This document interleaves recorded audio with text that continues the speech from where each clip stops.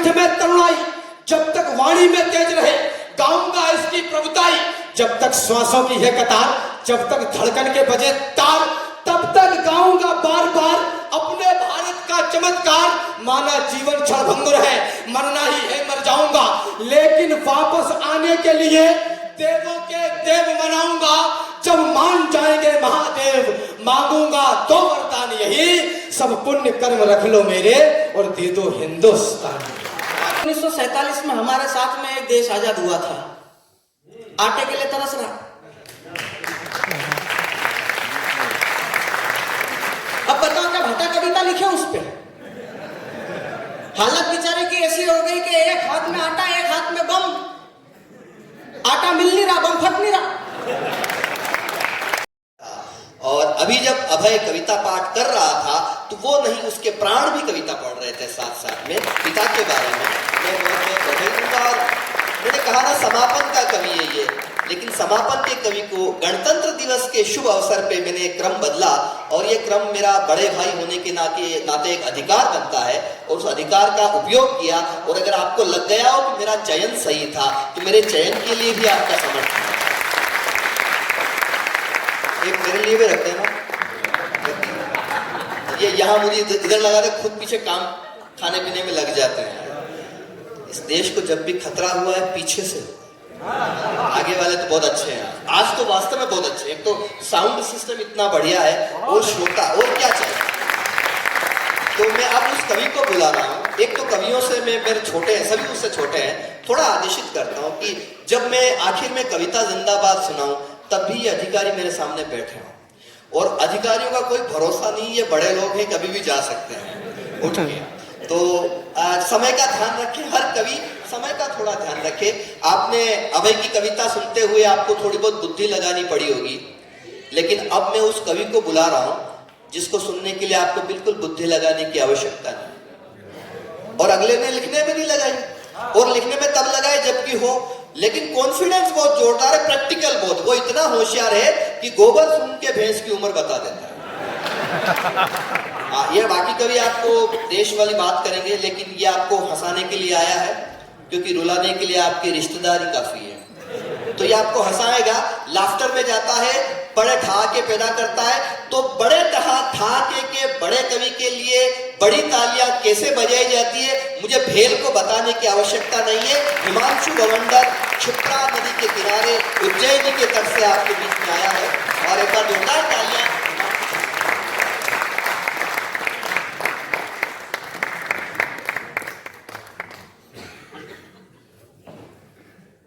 मैं आपकी भव्य और गरिमामय उपस्थिति को प्रणाम करता हूं।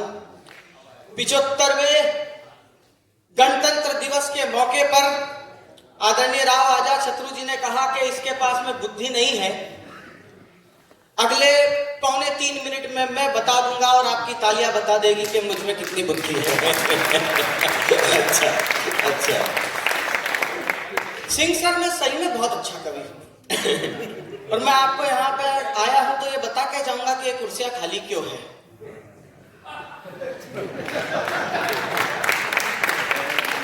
आप मेरी तरफ से ताली बजाने के लिए बिल्कुल भी टेंशन मत लीजिएगा। आपके मन पड़े तो बजाओ, नहीं पड़े तो मत बजाओ। पर मैं एक चीज कहना चाहता हूं कि 13 नवंबर 1964 को स्थापित हुआ ये संस्थान, 60-62 साल हुए और सन 2022 के आंकड़े देखोगे तो 21,260 करोड़ रुपए की संपत्ति के साथ में पूरे विश्व में छाती ठोक कर खड़ा है BHEL।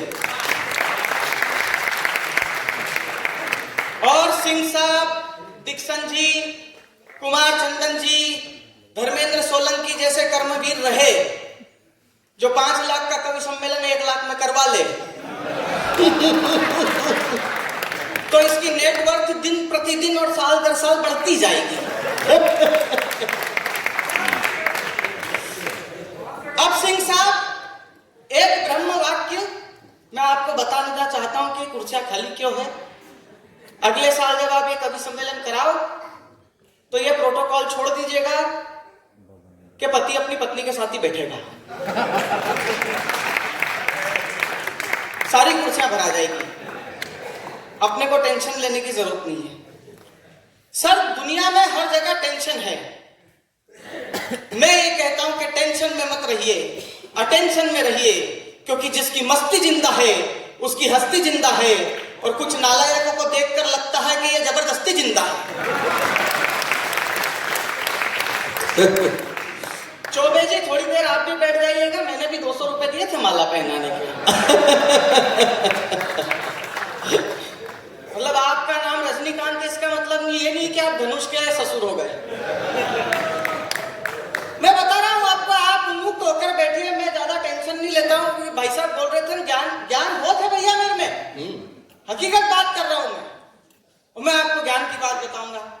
धर्मेंद्र सोलंकी जी ने एक श्लोक सुनाया था स्कंद पुराण का, जिसका भावार्थ ये था कि माँ, बहन, बेटी और पत्नी के बिना घर सूना होता है, ऐसे घर को छोड़कर जंगल चले जाना चाहिए। मैंने यही श्लोक सुमित्रा जी के हस्बैंड को सुनाया। उन्होंने बोला जब तक माँ थी, जब तक बहन थी, तब तक सोचता था घर में ही रहूं, अब ये आ गई है,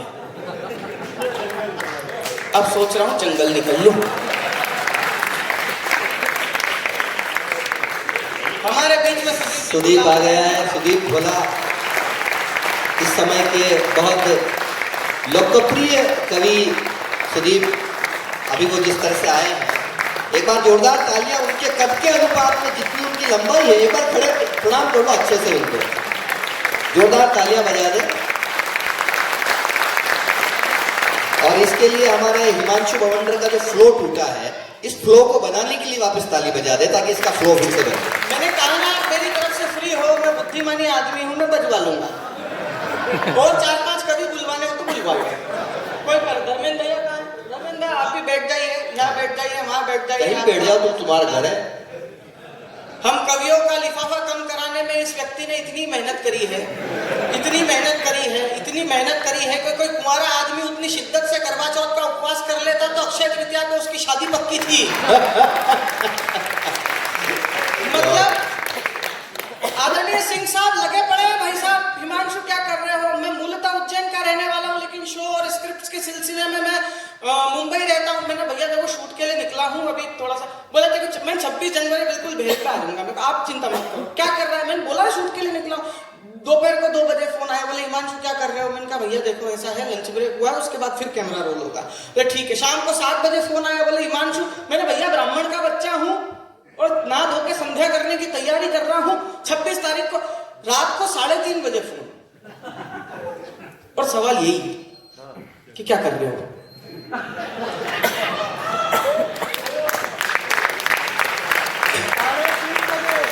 मैंने मेरा पूरा कॉन्फिडेंस समेटा और इनसे कहा कि मैं अपनी घरवाली को सत्यनारायण भगवान की कथा सुना रहा हूं। और मैंने कहा कि धर्मेंद्र भैया आपको सुननी है तो आप भी तुरंत चले आए, क्योंकि अभी तक उसमें लीलावती और कलावती आई नहीं है। अब जिन बच्चों को ये नहीं मालूम कि लीलावती और कलावती कौन होती है, हमारे बीच में राकेश जी भी आ चुके हैं, मैं आपका स्वागत करता हूं सर। मैंने बोला ना बुद्धिमान आदमी हूं, और आदमी बुलवा लो आप, मेरे कोई फर्क नहीं पड़ता। मैं आपको प्रणाम करता हूं सर, आपका बहुत बहुत स्वागत है। तो मैं बता रहा था आपको कि जिन बच्चों को ये नहीं मालूम कि लीलावती और कलावती कौन थी, तो उनसे अनुरोध है कि बैठिए कभी अपने घर के बुजुर्गों के चरणों में, क्योंकि ये लोग आपको वो ज्ञान और अनुभव दे सकते हैं जो दुनिया का कोई गूगल और सर्च इंजन आपको नहीं दे सकता। और जितने लोग मोबाइल से मेरा वीडियो बना रहे हैं उनसे अनुरोध करता हूं कि आप रख दीजिए। 18 से ज्यादा राष्ट्रीय चैनलों पर और 250 से ज्यादा सेलिब्रिटीज के साथ में मैं काम कर चुका हूं। अब YouTube पे डालेंगे सब मिल जाएगा। ये टेंशन सबसे ज्यादा मोबाइल ही देता है। डिक्सन सर इतना टेंशन मोबाइल देता है आज के जमाने में। अभिषेक जी पिछले दिनों आपने देखा होगा व्हाट्सएप पे एक नोटिफिकेशन आता है, दिस मैसेज वाज डिलीटेड, और दिमाग खराब कि क्या टाइप किया था उसने। पिछले दिनों राम का ऐसा ही मेरे पास मैसेज आया, मैंने इसको वापस रीटाइप किया। मैंने कहा बोलिए राम क्या बात हो गई थी? तो इसने वापस रिप्लाई किया, बोले हिमांशु भैया थोड़े से पैसों की जरूरत थी। मैंने कहा वापस डिलीट कर।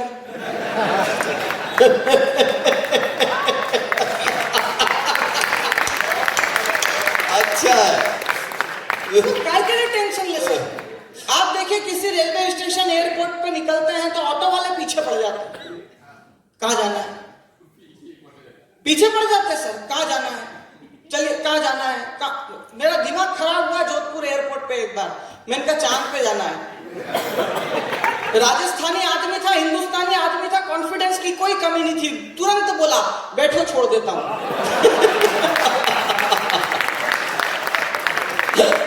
मैंने कहा पैसे कितने लेगा? बोले 1350 करोड़।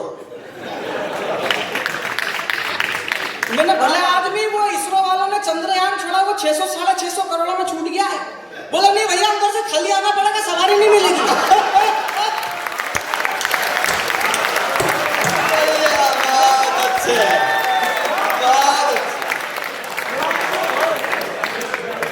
बताइए राकेश जी, मतलब स्थिति कुछ भी खराब, कोई अरे मैं देखो टेंशन नहीं पालता हूँ।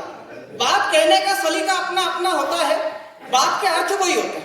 जैसे अभय भैया ने कहा वो महबूबा मुफ्ती फलाना ठिकाना, महबूबा मुफ्ती का एक बयान था कि अगर घाटी से 370 हटी तो घाटी में कोई तिरंगा उठाने वाला नहीं बचेगा। ठीक है, अभय भैया चूंकि वीर रस के कवि है, इन्होंने अपना आक्रोश प्रकट किया, मैंने दिमाग लगाया ही नहीं। मैंने बोला ना मैं बुद्धिमान आदमी हूं। आपने ये बयान 1.5 साल पहले का था, 3 महीने पहले आप लोग सब लोग एक दृश्य के साक्षी हुए। भारत के हर टीवी चैनल ने बताया कि जम्मू कश्मीर में एक शिवालय में महबूबा मुफ्ती लोटा लेके भगवान शिव का जलाभिषेक कर रही है। तो आपको मालूम है ऐसा क्यों हुआ? क्योंकि महबूबा मुफ्ती ने ध्यान से पंडित प्रदीप मिश्रा सीहोर वाले को सुना।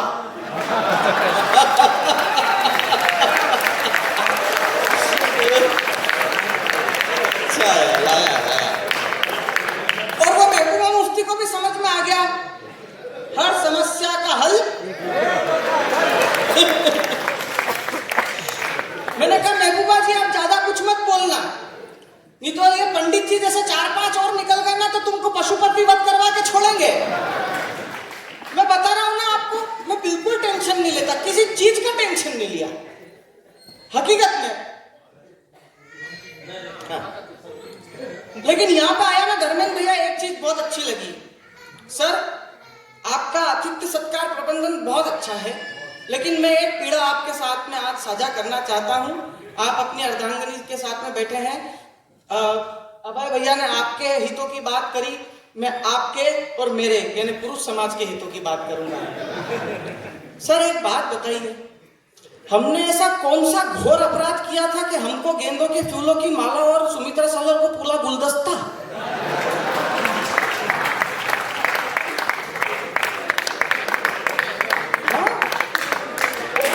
पूरा गुलदस्ता। हाँ? मतलब पुरुष इतना ज्यादा पीड़ित और शोषित है इस समाज में, और आप देश की बात कर रहे हो। एक नाटक आया था कि अगले जन्म मुझे बिटिया ना कीजो, मैं बोलता हूं कि अगले जन्म मुझे बिटिया ही कीजो, क्योंकि इतने सारे अधिकार हैं, इतने सारे अधिकार हैं जिसकी कोई हद नहीं। जितनी सारी स्कीम्स आती है ना महिलाओं के लिए आती है। चुनावी एजेंडा देखो आप, हर पार्टी के उम्मीदवार ने चुनाव के पहले हम महिलाओं को सिलेंडर देंगे, हम महिलाओं को सिलेंडर देंगे। हारा हुआ कोई एक प्रत्याशी बोल देता कि हम पुरुषों को ब्लेंडर देंगे।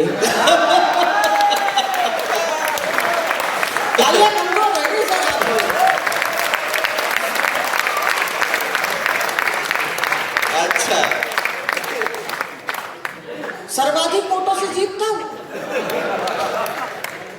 संसद भवन में कहा महिलाओं ने कि हमें 50% आरक्षण चाहिए, कोई दिक्कत नहीं, हम पुरुषों से कंधा मिला के चलना चाहते हैं, कोई दिक्कत नहीं है, लेकिन घर में लाल सिलेंडर उठाने की बारी आती है तो हम पुरुषों का कंधा याद आता है। इसीलिए कहता हूं कि अगले जन्म मुझे बिटिया ही कीजो। आप फोन करो, किसी के घर पे लड़की जन्म लेती है तो 1000 पैसा फोन करते हैं, बधाई देते हैं, हाँ बेटा महेश बधाई है, बधाई, तेरे घर लक्ष्मी आई है। आपने सुना कभी किसी ने फोन करके बधाई दी हो, महेश बधाई हो, तेरे घर पे भेरू महाराज ने अवतार लिया है?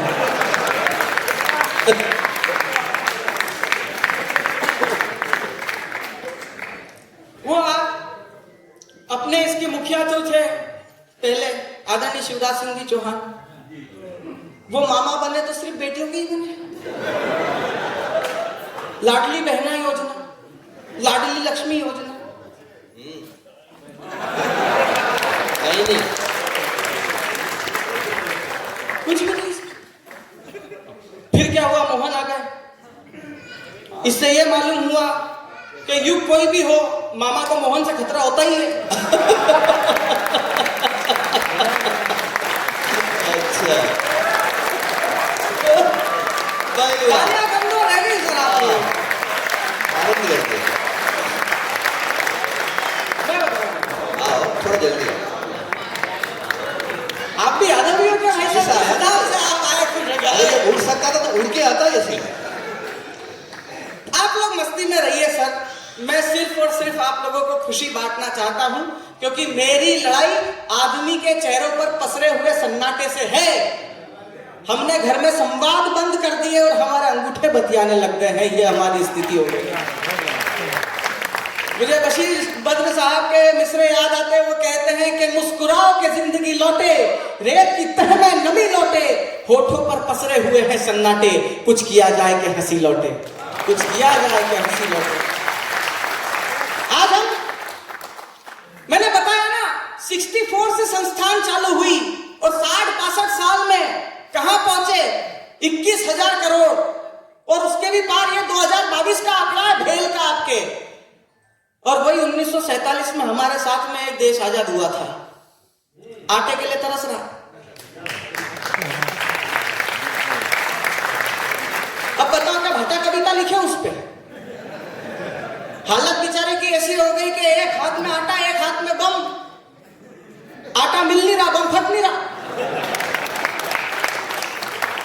आप मस्ती में रहिए सर, मैंने बताया ना आपको, पर मेरी एक जो सबसे बड़ी पीड़ा है महिलाओं को लेकर सर, नहीं होनी चाहिए। अब जैसे राकेश जी हैं, इनको भी बहुत से लोग फोन करते हैं कि भाई साहब ये लाल घाटी में पुलिस वालों ने पकड़ लिया, छुड़वा दो। राम बाबू जी, माफी कीजिए, राम बाबू जी को धर्मेंद्र भैया पूछिए, आप कितने लोगों के फोन आते होंगे, आते हैं ना भाई साहब लाल घाटी पकड़ लिया है, करबला में पकड़ लिया, हलालपुरा बस स्टैंड। आपके पास आज तक किसी लड़के का फोन आया सर? क्योंकि पुलिस वाले पकड़ते ही नहीं। भगवान जाने उस एक मुस्कुराहट में कौन सा ऐसा चमत्कार छुपा हुआ आता है कि 1500 रुपए के चालान की अदायगी हो जाती है। अच्छा, आप सब लोगों ने प्लेन लैंड होते हुए देखा है, एक पहिया आगे, दूसरे 2 पहिए पीछे से खुलते थे।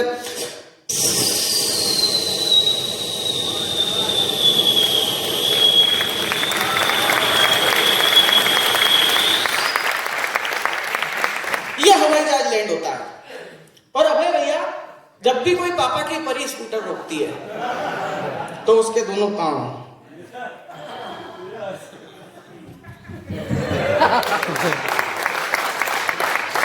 अच्छा, मुझसे कहा जाता है कि मैं पुरुषों की महिलाओं की बुराई करता हूं। नहीं, मैं पुरुषों की तारीफ करता हूं, क्योंकि हमारी कोई कर नहीं रहा। समाज का हर तबका हमारे साथ में नाइंसाफी करता है। आप देखिए, सरकार ने योजना ले, बेटी बचाओ, बिल्कुल बचाओ, लेकिन ये बताओ हम लड़के गंगा जी की बाढ़ में बह के आए? हमको घर वालों ने YouTube से डाउनलोड करा, फिर नारा आगे लगे बेटी पढ़ाओ। मैंने कहा क्यों पढ़ाओ? तो आदरणीय सुदीप भोला जी बोले नालायक, समाज में खड़ा होकर गंदी बात मत किया कर। इस देश में एक लड़की पढ़ लेती है तो परिवार के 4 लोगों को शिक्षित करके छोड़ती है।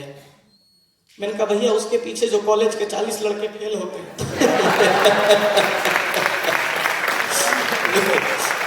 हमारी छाती में सांप लौटते हैं सर, हमने क्या बिगाड़ा किसी का? मेरा दोस्त है सर विनोद शुक्ला, वो पिछले दिनों अपने मध्य प्रदेश में स्कीम है कि अगर शासकीय अस्पताल में सुरक्षित प्रसूति होती है तो 5,000 रुपए की प्रोत्साहन राशि दी जाती है। विनोद शुक्ला खड़ा था बेचारा, उधर भाभी बच्चा, मैं बच्चे के साथ में खेल रहा, इतनी देर में नर्स आई, सिस्टर, उसने 5,000 का चेक। मैंने कहा सिस्टर ये, बोले नहीं ये माँ बनी है ना इसलिए इनको सरकार की तरफ से पुरस्कार। मैंने विनोद को देखा, मैंने कहा ये गरीब भी कुछ ना कुछ बनाया मैंने कहा इसको भी कुछ ना कुछ दो। आधी रात को इसी ने दौड़ लगाई को नहीं दिखता सर? मेरे को इस चीज का बहुत दुख होता है। मेरी छाती छाप, मैं बता रहा हूं आपको सर, पढ़ाई जाने वाली पहली कविता से आज तक आपत्ति है, मछली जल की रानी है। ने मछली क्यों?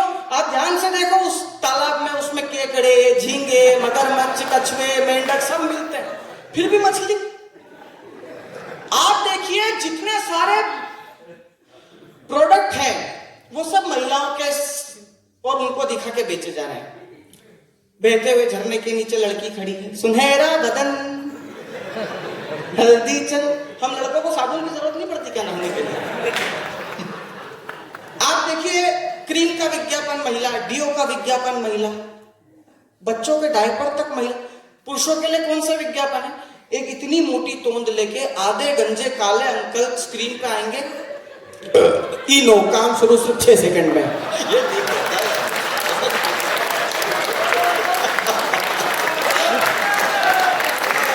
बहुत। हाँ, कह रहा था 2 रोटी ज्यादा खाई इस परफॉर्मेंस के लिए। मैं सही बता रहा हूं आपको, ये मतलब आप लोग हंस रहे हो लेकिन मैं सही में इस चीज को लेकर बहुत चिंतित हूं। हमारे लिए कोई कुछ नहीं सोचता। जितने सारे धर्मेंद्र जी ने श्लोक बताया था, जितने सारे गाने हैं, भैया राव आजाद भैया बहुत अच्छे गीतकार हैं, सुदीप भैया बहुत अच्छे गीतकार हैं। आप इतिहास उठाकर देख लीजिए, भारतीय फिल्मों का जितने गाने बने ना महिलाओं के लिए, झील सी नीली आंखें, चांद सा रोशन चेहरा, ऐसा वैसा, हम पुरुषों के लिए एक गाना बना है, मर्द टांगे वाला मैं हूं, मर्द टांगे वाला। टांगे वाला। हाँ भाई साहब, इतना अन्याय और अत्याचार है हमारे। हम किससे जाके बोले, कहां जाके अपने दिल के राज खोले, समझ में नहीं आता। पिछले दिनों मैं और मेरी पत्नी 4.5 घंटे लड़े। वो लड़ाई का टॉपिक था कि हम आपस में बात नहीं करते। मैं हर पुरुष की पीड़ा गा रहा हूं, अगर आपको समझ में आ जाए तो आपकी संवेद तालियां उठे। मैं केवल 3-4 मिनट अपने क्रम में और खड़ा हूं, आप सुनिएगा। काहे का आतंकवाद बम से बड़े है गम, जिंदगी हमारी ये भूचाल जैसी हो गई। हर पुरुष की स्थिति, फटा जेब, फटी पैंट और गाड़ी की सीट फटी, नित्य नए भूकंप बवाल जैसी हो गई। और तनख्वाह हमारी किस्तें ही खा जाती सारी, लंगड़ा के चल रही लंगड़ी चाल जैसी हो गई। और ना मुसीबत जा रही है ना बबीता आ रही है, जिंदगी हमारी जेठालाल जैसी हो गई।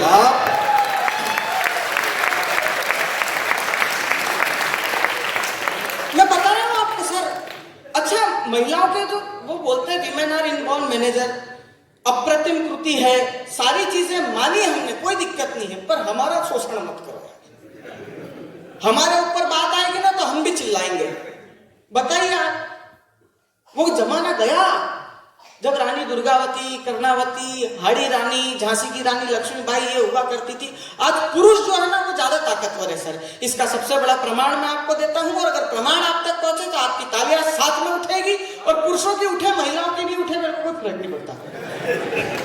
मैं बता रहा हूं आपको, बेटियां बहुत अच्छी होती है, मेरी खुद की है। तब जाके मैंने 2 लाइनें लिखी थी कि मरुस्थल में मीठे पानी के जलकूप सी होती है ये बेटियां, हाँ ये बच्चियां साक्षात लक्ष्मी के रूप सी होती है। वाह है तो ठीक है, मेरी दिक्कत ये है कि ये लक्ष्मी का रूप मेरे को मेरी बेटी में दिखता है। मेरे ससुर की बेटी में तो भवानी ही नजर आती है।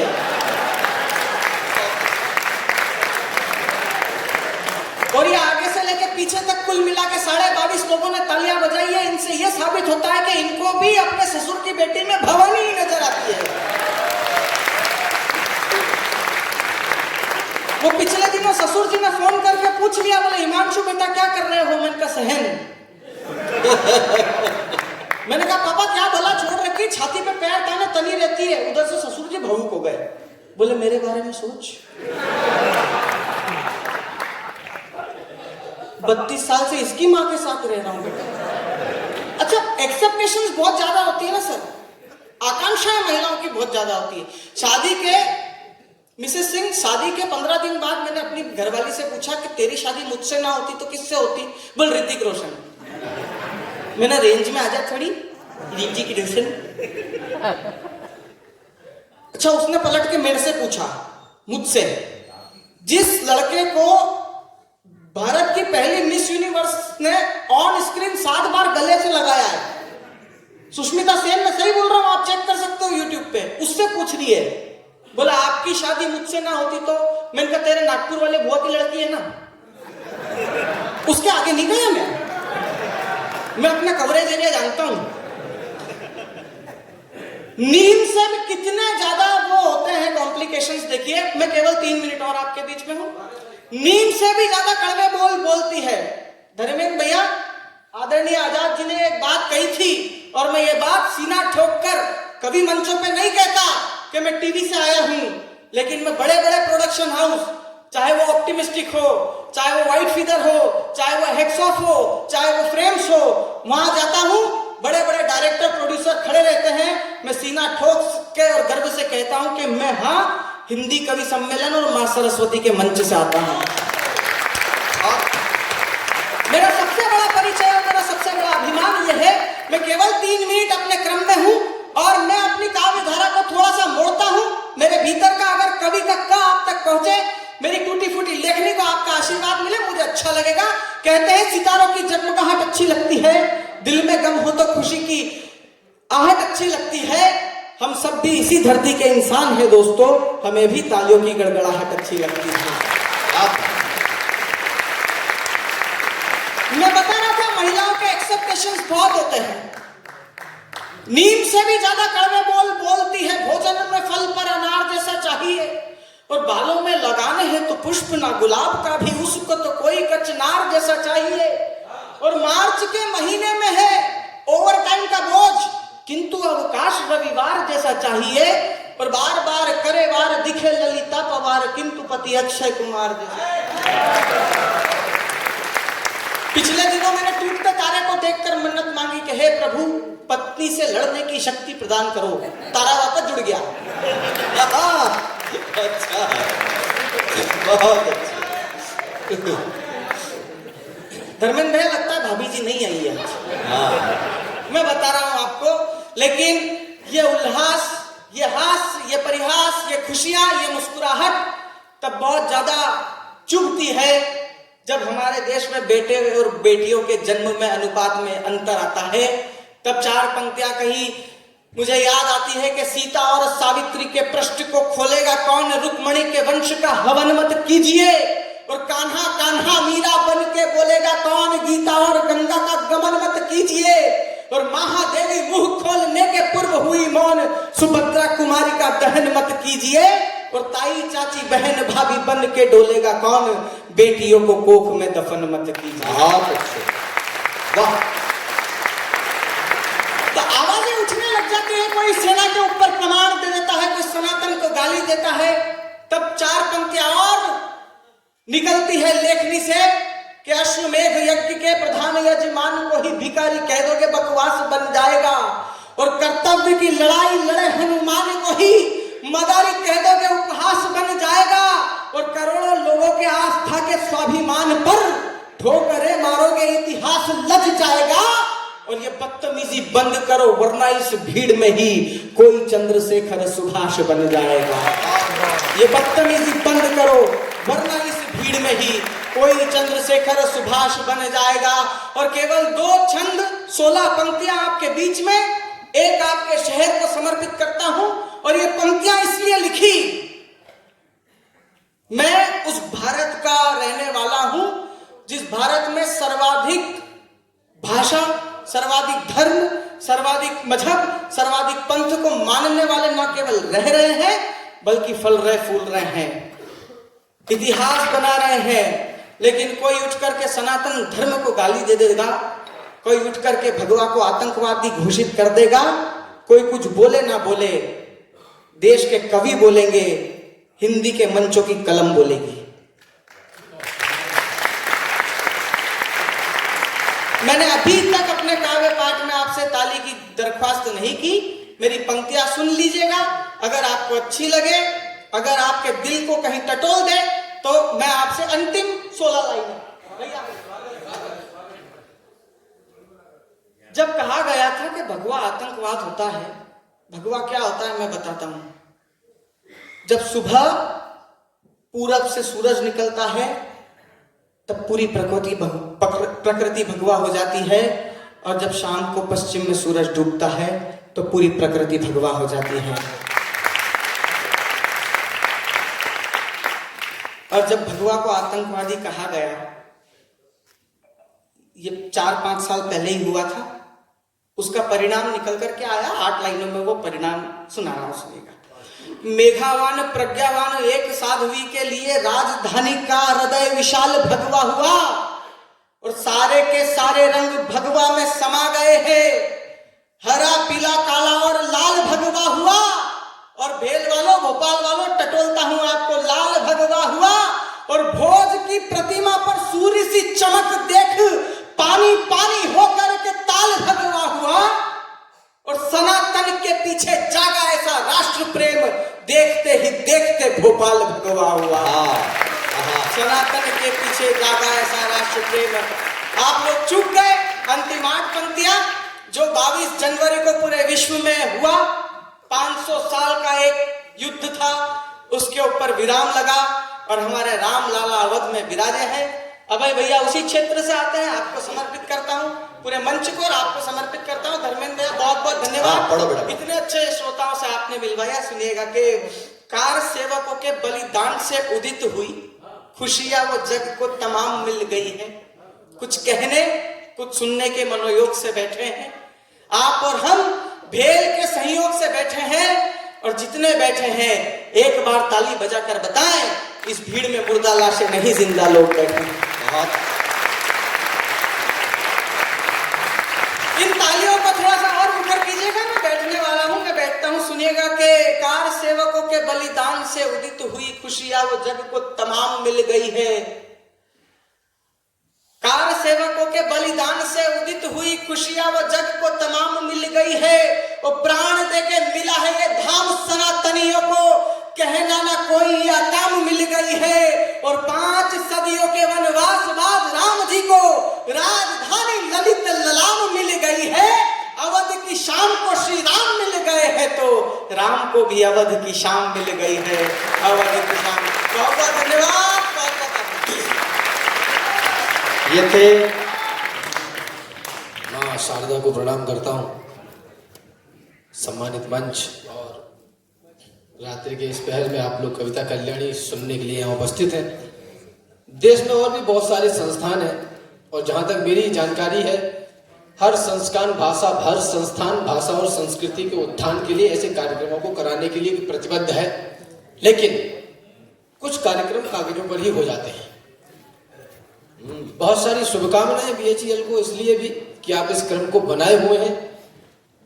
कविता सुनने के लिए 2 चीजों की आवश्यकता पड़ती है, पहला धैर्य, और दूसरा कम से कम भाषा का ज्ञान, जो शायद उनके पास नहीं होगी तो कागजों में पूरा हो जाता है। आपके पास है, आप सुनना। एक बार तालियां दीजिए। बहुत अच्छे, वाह। राम के सामने राम बाबू बैठे। यह कहा दीप ने कब बोलो वह दुनिया का उजियाला है, पर्वत ने कहां बखान किया वह क्षेत्रपाल रखवाला है। नदियां भी कभी नहीं कहती वह प्यास बुझाने आई है भान हवा को कहां कि वह धरती पर जीवन दाई है।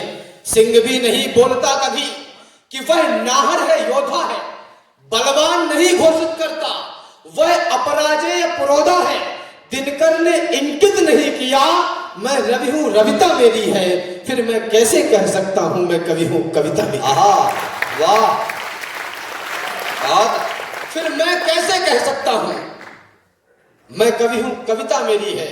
हम गणतंत्र दिवस पर आजादी का अमृत महोत्सव मना रहे हैं। हर घर तिरंगा लगाने का प्रयोजन चल रहा है, लेकिन निवेदन यहां से करना चाहता हूं आदरणीयों, हम तिरंगे के लिए मरते रहे, जीते रहे, देशभक्ति के फटे दामन सदा सीते रहे, 3 रंगों का समागम देखकर जिंदा रहे, इन्हीं रंगों पर लड़े, आपस में शर्मिंदा रहे, धर्म की पुस्तक पढ़ी लेकिन न झंडा पढ़ सके, और ना ही हम उदाहरण एकता का गढ़ सके, तो आइए मिलकर नया वातावरण जिंदा करें, देश में बंधुत्व का एक आवरण जिंदा करें। देखिए सुंदर तिरंगा 3 रंगों को लिए उड़ रहा आकाश में कईयों उमंगों को लिए। जानते हैं आपके इन रंगों का अर्थ क्या, और इन तीनों रंगों में बोलिए ऐसा छुपा क्या? इन रंगों के बीच में एक चक्र सुंदर है बना, इसमें 24 तीलियों का आयतन भी है घना। जानते हैं आप कि इन तीलियों का अर्थ क्या, क्यों बना है, क्यों बनाया है इन्हें, और इनकी है सामर्थ्य क्या? तो बता दूं आपको, तो सुनो। 24 नियमों की है यह नियमावली, इसको अपना ले अगर तो नित्य हो दीपावली। अर्थ नीति न्याय अपनाए, क्षमा की रीति हो, समृद्धि संयमशील सेवा भाव के संग प्रीति हो, त्याग और बलिदान संग कर्तव्य को धारण करें, समता व्यवस्था संगठन कल्याण का चारण करें, सुरक्षा उद्योग के संग मैत्री सहकार्य हो, शांति और बंधुत्व अपनाए नियम अनिवार्य हो, 3 रंग 24 गुण अनुबंध से परिपूर्ण हो, आधार में संकल्प हो, तब तो तिरंगा पूर्ण हो।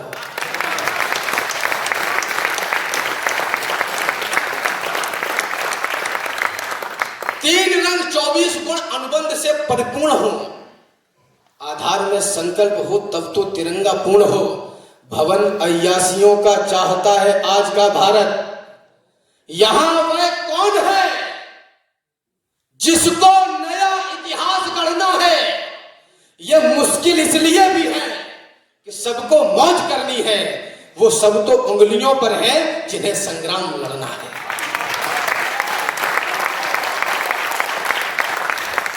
वे सब तो अंगुलियों पर हैं।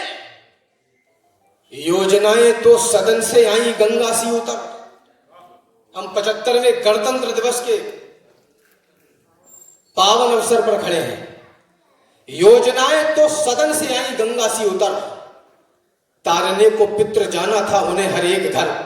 शुद्ध गौमुख से चली हरिद्वार आकर रुक गई, आडंबरों में फंस गई, पन्नों के आगे झुक गई। लगने लगी बोली, बही खाता लिखा जाने लगा, फिर कुबेरों का वहां थैला भरा जाने लगा। घेर ली गंगा बनाकर बांध भ्रष्टाचार के, और भागीरथ बने सरदार उस बाजार के। पंडा प्रशासन हो गया और लग गया जी जान से, नेत्र दोनों मूंद लो, बोला गया यजमान से। मंत्र देकर ये कहा, यजमान बस गाते रहो, मोक्ष पाना है तो बस इसको ही दोहराते रहो। यजमान बेचारे मगन होकर उसे रटते रहे, और योजना के लाभ तो पंडों में ही बंटते रहे। योजना के लाभ तो पंडों में ही बंटते रहे। आंख खोलो और देखो, योजना के घाट पर आंख खोलो और देखो, योजना के हाथ पर थक चुके हैं आंख, पंडे भी नहीं है घाट पर। खैर छोड़ो, योजना में तो अभी भी जान है। इसमें हमारे देश का अविरल अटल उत्थान है। जिसके भी हत्थे चढ़ गई उसने भी लोटा भर लिया, जिसके भी हत्थे चढ़ गई उसने ही लोटा भर लिया। गंदगी धोकर स्वयं का स्वप्न पूरा कर लिया। जिनके लिए थी योजना उनको तो दुत्कारा गया, बात ना मानी तो लाठी से उन्हें मारा गया।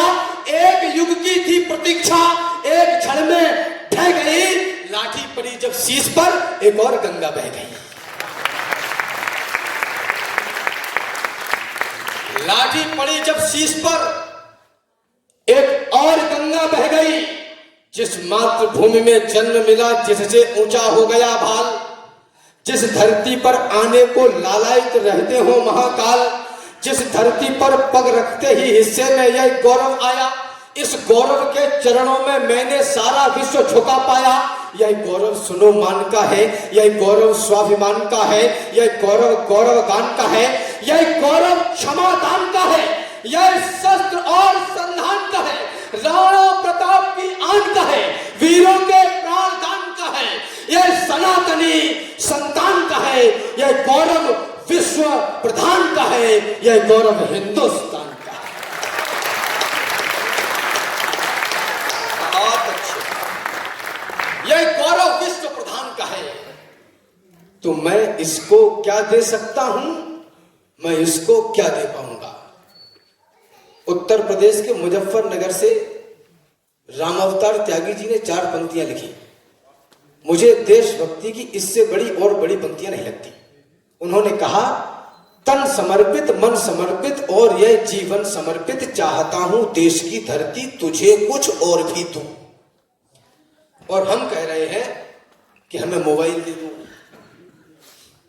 हमें लैपटॉप दे दो, हमें स्कूटी दे दो, हमें सस्ते टमाटर दे दो, हमें सस्ता ब्याज दे दो, फ्री की वाईफाई बिजली दे दो। निवेदन करना चाहता हूं, केवल सुविधाओं के लिए वोट करने वाला भारतीय इस देश के बलिदान को कभी सम्मान नहीं दे पाएगा। अच्छी बात। अरे कोई घास खाकर भी जिया है सर उठा करके।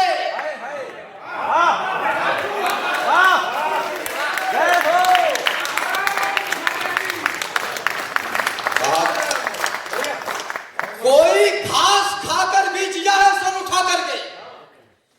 कोई चीरा गया है बीच से जिंदा लिटा करके। किसी ने कंचनी काया जला डाली है जौहर में, किसी ने पुत्र कटवाए हैं माटी की धरोहर में। तुम्हें भी शुद्ध चुनने में कोई दिक्कत नहीं होगी अगर तुम सोच लोगे एक पल भी घास की रोटी। हाँ, क्या बात है राम, बहुत अच्छे। राजा चुन रहे हैं आप केवल नॉन पानी पे, जो मांगे भीख तो धिक्कार है दिल्ली दीवानी पे। इकट्ठे झुंड में टिड्डे फसल बर्बाद कर देंगे, ये तुमको इस धरा पर देखना अपवाद कर देंगे। उधर बंदूक है, पिस्टल है, चाकू है और तलवारें, वो ताकतवर हैं, तो कमजोर को क्यों लात न मारे। जो हो कमजोर तो मर जाओ, क्यों बोझा बढ़ाते हो। यशस्वी देश की यशता पे क्यों कालिख लगाते हो। क्या बात है,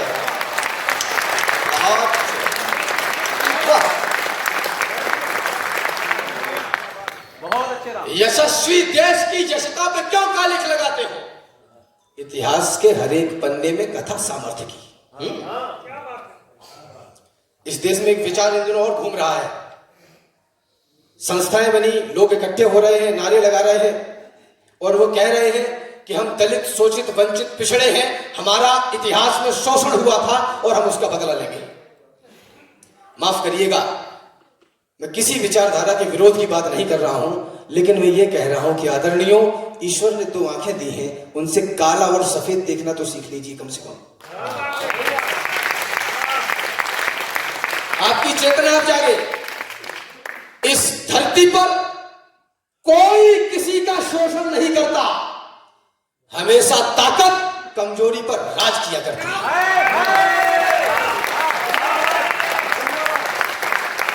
इतिहास के हर एक पन्ने में कथा सामर्थ्य की।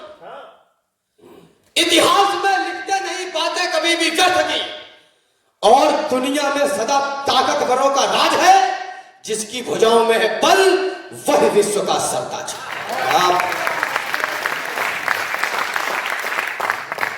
जिसकी भुजाओं में है बल, 500 वर्ष तक प्रतीक्षा की, हम अपने आराध्य को स्थान नहीं दे पाए। क्यों? दुनिया चाहे कुछ भी कहे, निश्चित रूप से हम कमजोर थे, लेकिन अब हम बलवान हो गए हैं। अब हम साइकिल से नहीं चलते, हम बुलडोजर चलाते हैं।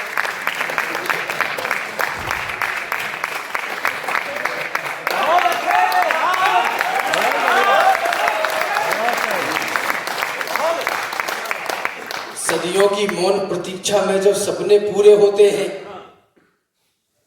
तो रोम रोम रो उठता है, केवल 2 नयन न रोते हैं। जब स्वाभिमान के रक्षा की कीमत बलिदान चुकाता है, तब जाकर नई पीढ़ियों को शुभ दिन भगवान दिखाता है। अच्छा, वाह। हम हैं गवाह इन घड़ियों के, हथकड़ियों से मजबूर नहीं। पुष्पक विमान आकाश में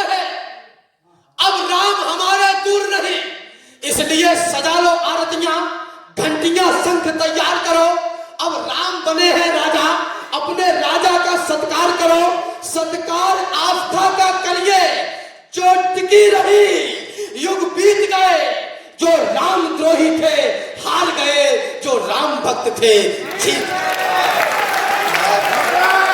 बहुत अच्छे हैं, राम बात। वाह।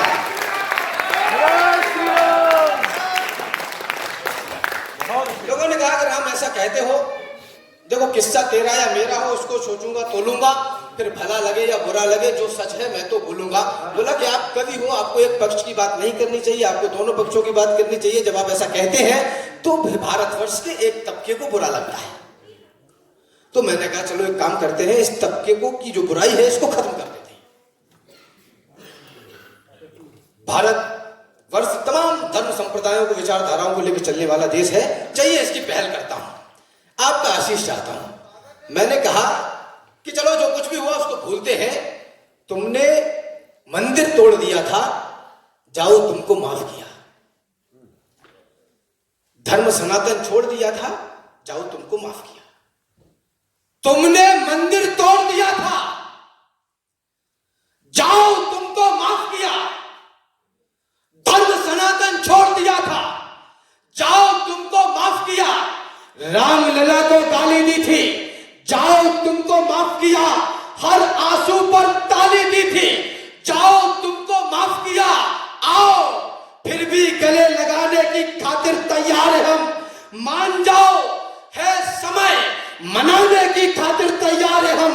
भाईचारे में एक बार तो हृदय खोल दो भाईजान, एक बार मस्जिदों से जय श्री राम बोल दो भाईजान।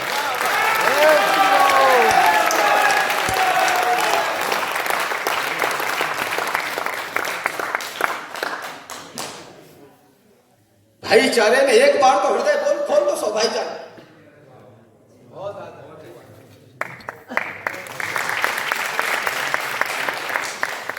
मेरी कविता का एक अक्षर भी लगा हो ठीक तो हाथ जोड़कर गिड़गिड़ाकर आपसे बस इतना मांगना चाहता हूं कि ये जो मुखरता है इसको समाप्त मत होने देना।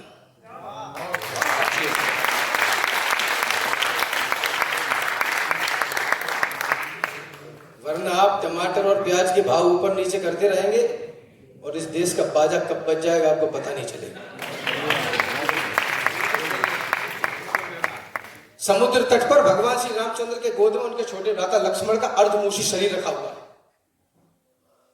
लंका से वैद्य सुसेन को लाया गया कि इनका इलाज कर दीजिए। वैद्य सुसेन ने भगवान रामचंद्र के आगे धर्म की कसौटी खड़ी कर दी। राधेश्याम रामायण रेखांकित करती है। वैद्य सुसेन ने कहा कि मैं वैद्य दशानन के घर का किस तरह आपका काम करूं, अनुचित है यदि लंकापति के बैरी को मैं आराम करूं, जिसमें प्रत्यक्ष बुराई है कैसे वह कर्म किया जाए, क्या राम आज्ञा देते हो इस समय अधर्म किया जाए। भगवान रामचंद्र ने कहा जिस धर्म पे अपना राज्य गया, सीता प्यारी का हरण हुआ, जिस धर्म पे अपना भरत छुटा, श्री पितृदेव का मरण हुआ, उस धर्म सत्य पर लक्ष्मण भी यदि मरता है तो मर जाए, सौगंध राम की यह होगी कि धर्म नहीं जाने पाए।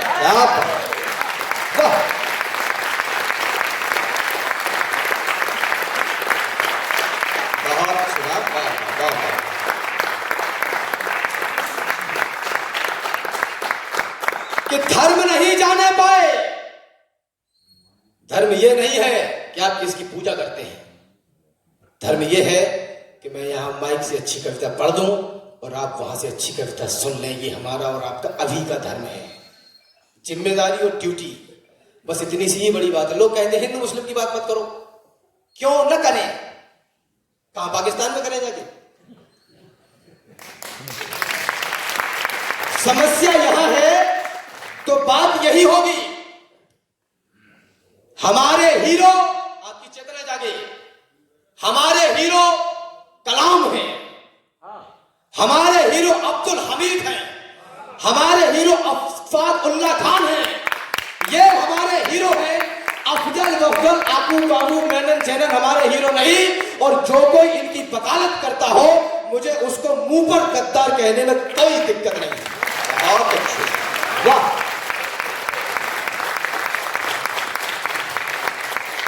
अरे मैं इसको क्या दे सकता हूं, मैं इसको क्या दे पाऊंगा। संभव है यह जीवन देकर थोड़ा कुछ मूल्य चुकाऊंगा। जब तक इस तन में रहे प्राण, जब तक है कंठ में तरुणाई, जब तक वाणी में तेज रहे, गाऊंगा इसकी प्रभुताई। जब तक श्वासों की है कतार, जब तक धड़कन के बजे तार, तब तक गाऊंगा बार बार अपने भारत का चमत्कार। माना जीवन क्षणभंगुर है, मरना ही है, मर जाऊंगा, लेकिन वापस आने के लिए देवों के देव मनाऊंगा। जब मान जाएंगे महादेव, मांगूंगा दो वरदान यही, सब पुण्य कर्म रख लो मेरे और दे दो हिंदुस्तान।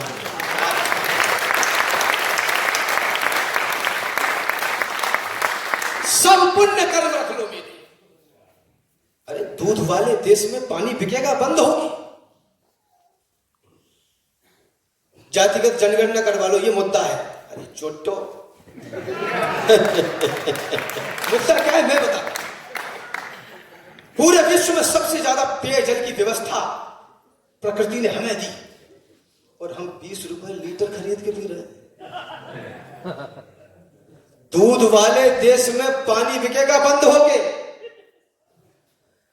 गालियां विचरण करेंगी एक सुनहरा छंद हो गए, देवियां पूजेंगे पर नारी सताई जाएगी। भारतीयता अब यहां ऐसे निभाई जाएगी, घोड़े लगेंगे और गधे दौड़ेंगे लंबी रेस में। इस तरह से उन्नति आएगी भारत की।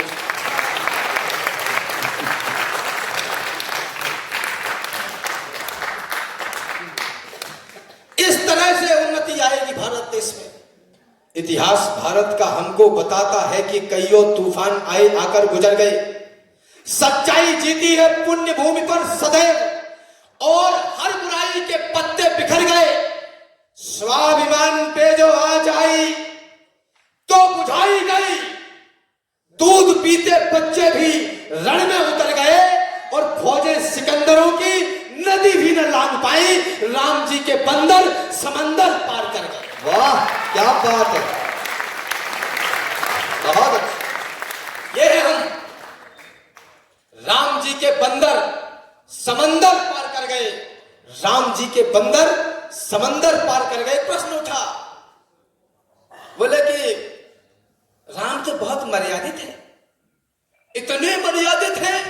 और ये पढ़े लिखे लोगों ने कहा, डॉक्टर्स, इंटेलेक्चुअल्स, स्कॉलर्स, इन लोगों ने कहा कि राम इतने मर्यादित हैं, इतने मर्यादित हैं कि जब रावण का वध किया होगा तो ये कहा होगा कि सर प्लीज अपना कोट ऊपर कर लीजिए, मुझे तीर मारना है। इतने भी मर्यादित नहीं। मेरा राम पत्थरों को पांव जो छुआता है तो जन्म जन्मांतरों के कष्ट काट देता है। वन्य प्राणियों को भी जो हंस के लगाता गले, संकट के सभी बादलों को छांट देता है। राम अविराम मेरा विश्व का ललाम राम, राम नाम से ही सागरों को पाट देता है और साधुओं को शीश तो झुकाता कई बार, किंतु दुष्ट दानवों की बाजुओं को छांट देता। क्या बात, वाह। तंबू में थे राम लला और महलों में मारीच रहे। रहे राम को गाली बकते ऐसे भी कुछ नीच रहे। तंबू में थे राम लला और महलों में मारीच रहे। रहे राम को गाली बकते ऐसे भी कुछ नीच रहे। लेकिन आज भक्त जीते हैं, राम द्रोही सब हारे हैं। युगों तपस्या की तब जाकर घर में राम पधारे हैं। युगों युगों के बाद आज केवट फिर पांव पखार रहा। युगों युगों के बाद दशानन पुनः राम से हार रहा। युगों युगों के बाद समय उसको फिर से दुत्कार रहा और बाबर भी कब्र से निकलकर जय श्री राम पुकार रहा। वाह, जिंदाबाद, बहुत अच्छे राम।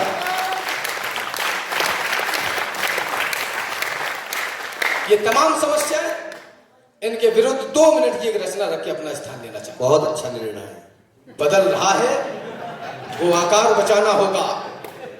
भारती माता का विस्तार बचाना होगा और बचाना चाहते हैं यदि समूचे देश को, तो सबसे पहले हमें परिवार बचाना होगा। दुर्गंधित वातावरणों में इत्र ढूंढते हैं कुछ लोग, प्रेम प्यार अनुराग त्याग का चित्र ढूंढते हैं कुछ लोग, और प्रेम के रिश्तों में इनको षड्यंत्र दिखाई देता है। सगे भाई को गाली देकर मित्र ढूंढते हैं कुछ लोग। परिवार मात्र बीवी और बच्चों का नाम नहीं होता। परिवार कभी अलगाव भरा कोई पैगाम नहीं होता। परिवार कभी भी एहसासों का गला नहीं घोटा करते और प्रतिकूल परिस्थिति में मन कभी नहीं छोटा करते। परिवार सदा उम्मीदों को ऊंची उड़ान दे देते हैं, जीवन में हर एक मुश्किल का समाधान दे देते हैं। परिवार प्यास में गंगा और यमुना की धार बना करते हैं, बीच भंवर में नाव फंसे तो ये पतवार बना करते हैं। परिवार वही जहाँ भाई को बाजू का बल समझा जाए और प्रत्येक सदस्य मिलाकर रामादल समझा जाए। परिवार वही जहाँ बिटिया सीता अनसुईया जैसी हो, मर्यादा का मान रखे गायत्री गैया जैसी हो। परिवार वही जहाँ दादी और दादा का मान सुरक्षित है। परिवार वही जहाँ संस्कार वाला वरदान सुरक्षित है। क्या बात! परिवार साथ हो तो बच्चे इतिहास रचाकर रख देंगे, सुंदर कर्मों से एक नया आकाश रचाकर रख देंगे। परिवार साथ हो तो बेटी धरती आकाश नाप डाले, हर प्रयास से पूर्ण सफलता का विन्यास नाप डाले। परिवार साथ हो तो संतानें कृष्ण राम जैसी होंगी, वो वरदान विधाता का अब्दुल कलाम जैसी। क्या बात है! वाह वाह वाह वाह, बहुत अच्छे, बहुत अच्छे राम, बहुत अच्छे। वो वरदान विधाता का अब्दुल कलाम जैसी होंगी। चक्रवर्ती राज था अवधेश कहलाते थे वो, 4 पुत्रों के पिता पृथ्वेश कहलाते थे वो। 10 दिशाओं में हुक्म चलता था जिनके नाम का, जिनके आंगन में हुआ अवतार था प्रभु राम का, जिनके आंगन में स्वयं ब्रह्मा भी आकर झूमते, जिनके दर को देवगण मंदिर समझकर चूमते, जिनके हथियारों के आगे शत्रु टिकते ही न थे, भागते थे प्राण लेकर रण में दिखते ही न थे। वही दशरथ आज चौथेपन में देखो डर रहे, परिवार की दूषित कपटता में उलझ कर मर रहे। तो बात वचनों की सुनहरी रीत रघुकुल की सुनो, पुत्र की माता पिता से प्रीत रघुकुल की सुनो। एक तरफ है राज्य और दूसरी तरफ माता पिता, एक तरफ वैभव है और दूसरी तरफ जलती चिता, एक तरफ है ठाठ सत्ता का बड़ा अधिकार है, एक तरफ माता पिता और भाइयों का प्यार है, एक तरफ शासन है, शासन का बड़ा उत्कर्ष है, एक तरफ 14 बरस का जंगली संघर्ष है। तो मुस्कुराकर राम ये बोले मेरी मैया सुनो, अर्धांगिनी सीते सुनो, गुरु तात और भैया सुनो, राज रघुकुल का हमारी रीति से बढ़कर नहीं और भरत भैया की पावन प्रीति से बढ़कर नहीं। परिवार खुश ना कर सके तो राम ही किस काम का, नाम ना चरितार्थ हो तो नाम ही किस काम का। छोड़ सिंहासन हृदय की आस को फिर चुन लिया, राम ने 14 बरस वनवास को फिर चुना। हम कुछ जेवरों और जमीन के टुकड़ों पर लड़ जाने वाले लोग जब विश्व गुरु की परिकल्पना की बात करते हैं तो थोड़ी हंसी आती है। राम ने 14 बरस वनवास को फिर चुन लिया, राम ने खुलकर निभाया खून के संबंध को और भरत ने भी बचाया प्रेम के अनुबंध को। लाल लक्ष्मण ने भी की भाई की सेवा उम्र भर, शत्रुघ्न भी साथ चलते थे करों को जोड़कर। 4 थे, चारों दिशाओं में बजा डंका गए और भाइयों का साथ था तो जीत कर लंका रहे। अंतिम पंक्तियां और मुझे विदा करें। बहुत अच्छे। परिवार टूटा तब से भारत में सुनामी आ गई, विश्व गुरुओं के घराने में गुलामी आ गई। हमने बड़े विश्वविद्यालयों में संतानों को भेज दिया लेकिन बात करना भूल गए और फिर 2, 3, 4, 5, 6 महीने के बाद कहा कि हमारी बेटी के साथ तो लव जिहाद हो गया है। काश हमने उन्हें बताया होता कि कुलच्छय पुनश्चन्ति कुल धर्मा सनातना। अगर कुल का महत्व समझा दिया हो तो परिस्थितियां यहां तक पहुंचती ही नहीं। निवेदन करना चाहता हूं, यदि हो असहाय तलवार ना उठा सके तो माता सीता की तरह तिनका तो उठाएं हम। वाह वाह वाह वाह।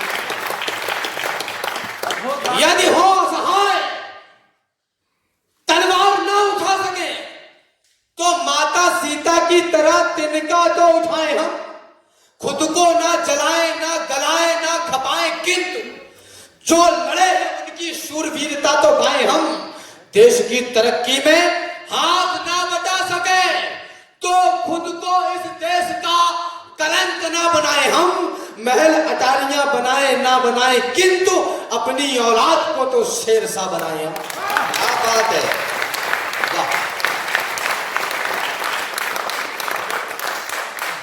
माटी के चटक लाल रंग पे किया गुमान, माटी के रंग अंग अंग से सनेगा कौन। सदियों से सदियों तक ठंडते रहे हैं जो, बलिदानी दानों की खातिर ठनेगा कौन। और उपवन में सभी फूल होंगे सुकोमल, तो सुमनों के लक्षणार्थ कांटे बनेगा कौन। और जननी जनेगी सुकुमारी सुकुमार यदि, तो फिर रणचंडी और नाहर चलेगा कौन। वाह। इस देश का भार नौजवानों के कंधों पर है। गणतंत्र दिवस पर है। कौन से नौजवान जो शाम को 150 की बियर लगा के जवान होता है? कौन से नौजवान है वो जो सड़कों पर खड़े होकर कह रहे हैं कि हम बेरोजगार हैं, हमें नौकर बना लीजिए। धर्म क्षेत्र कुरुक्षेत्र के मैदान में दोनों सेनाएं आमने सामने हैं। संजय ने महाराज दशरथ को बताया कि कौन कहां खड़ा है। काश्यश्च परवेश वासा शिखंडी च महारथा। जिस देश का शिखंडी भी महारथी हो, उस देश की संतान इतनी कायर कैसे होगी जो कह रही है कि वाह राम, वाह, बहुत अच्छा। अगर तुम्हें अध्यापक बनना है, आपका उद्देश्य देश के भविष्य को पढ़ाना है, तो सरकारी स्कूल में क्यों पढ़ाना है? आप चाहते हैं कि गवर्नमेंट तुम्हें अपनी छाती पर 60 साल के लिए लाद ले और तुम्हारी रोटियां चलाने का ठेका ले ले, इसके अलावा और कुछ भी नहीं। और माफ करना, सरकारी सेवाएं कोई नौकरी नहीं है। बंद कर दीजिए इनको सरकारी नौकरी कहना। ये सेवा है और इसके लिए पात्र बनना पड़ता है।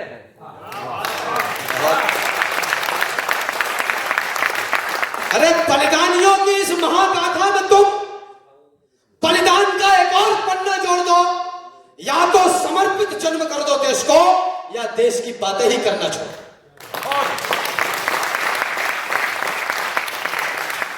ये देश गिर पड़ा है, इसको उठाइए। मरहम न सही घाव पर कुछ तो लगाइए। कहते हो मेरे दिल में धड़कता है तिरंगा, किस किस के धड़कता है चीर कर दिखाइए। और बेरोजगार हो तो डिग्रियों को फाड़ दो। इस देश को नौकर नहीं मालिक बनाइए। मुझे विदा करें। परिवार टूटा तब से भारत में सुनामी आ गई। विश्व गुरुओं के घराने में गुलामी आ गई। परिवार टूटे तो भगी है बेटियां गैरों के संग। वासना हावी हुई, बदले मोहब्बत के भी ढंग। परिवार टूटे तो हमें अफजल मिले, याकूब मिले। देशभक्ति के बदन पर द्रोह के चाबुक मिले। परिवार टूटे तो नई नस्लें अभागी हो गई और बोतलों में डूबकर पूरी शराबी हो गई। इसलिए परिवार को मुट्ठी बनाकर देखिए। केवल एक मात्र विकल्प है, वरना ये 5-5 साल का क्रम चलता रहेगा। इसलिए परिवार को मुट्ठी बनाकर देखिए। भाइयों में प्रेम का दीपक जलाकर देखिए। बहन को अपनी सदा पद्मावती सिखलाइए। मां सती सीता का सुंदर बिंब भी दिखलाइए। पिता माता के चरण की धूल को माथे धरो। जहां तक संभव रहे जो वो कहे वो ही करो। तुम सदा दादी व दादा के बचाना मान को, इस तरह से तुम बचा पाओगे हिंदुस्तान।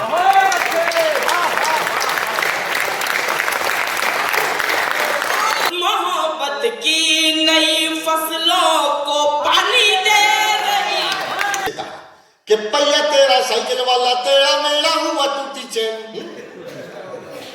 अरे पहिया तेरा साइकिल वाला तेरा मेरा हुआ टूटी चैन।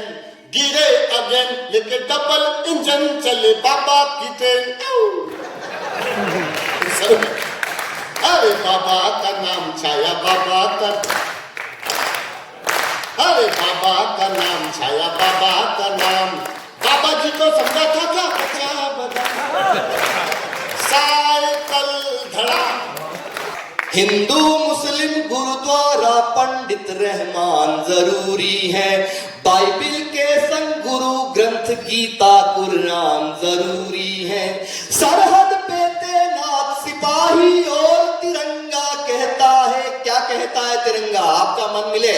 सरहद पे तैनात सिपाही और तिरंगा कहता है, इन सब से भी पहले दिल में हिंदुस्तान जरूरी